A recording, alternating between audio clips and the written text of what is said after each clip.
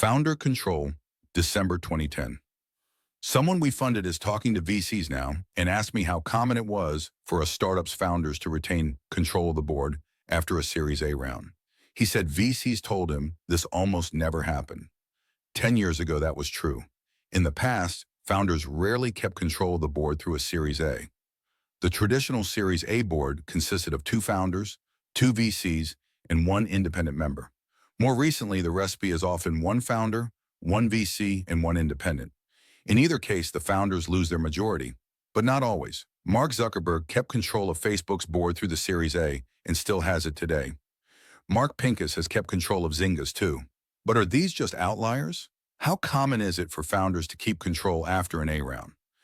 I'd heard of several cases among the companies we've funded, but I wasn't sure how many there were. So I emailed him the YC founders list. The replies surprised me. In a dozen companies we've funded, the founders still had a majority of the board seats after the Series A round.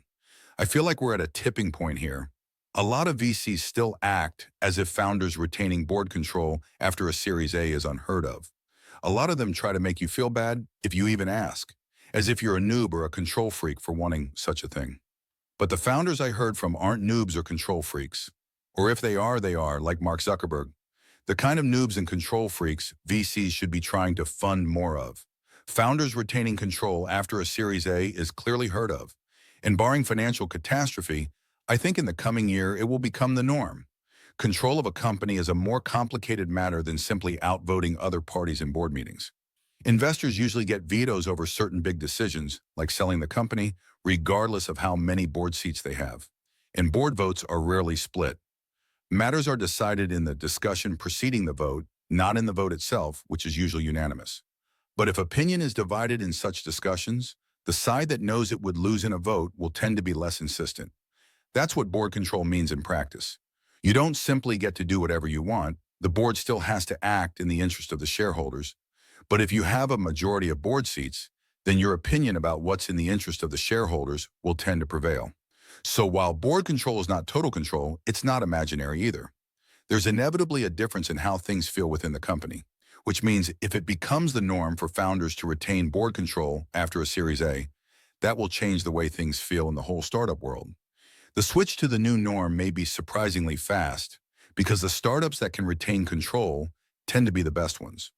They're the ones that set the trends, both for other startups and for VCs. A lot of the reason VCs are harsh when negotiating with startups is that they're embarrassed to go back to their partners looking like they got beaten. When they sign a term sheet, they want to be able to brag about the good terms they got. A lot of them don't care that much personally about whether founders keep board control.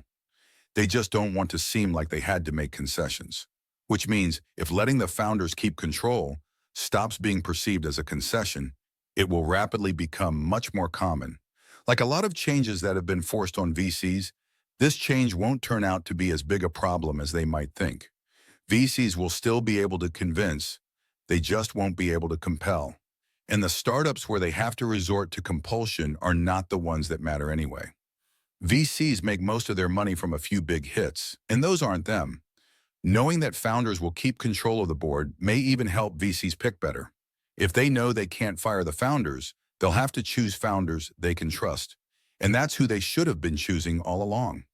Thanks to Sam Altman, John Batista, Trevor Blackwell, Paul Buchheit, Brian Chesky, Bill Clerico, Patrick Collison, Adam Goldstein, James Lindenbaum, Jessica Livingston, and Fred Wilson for reading drafts of this.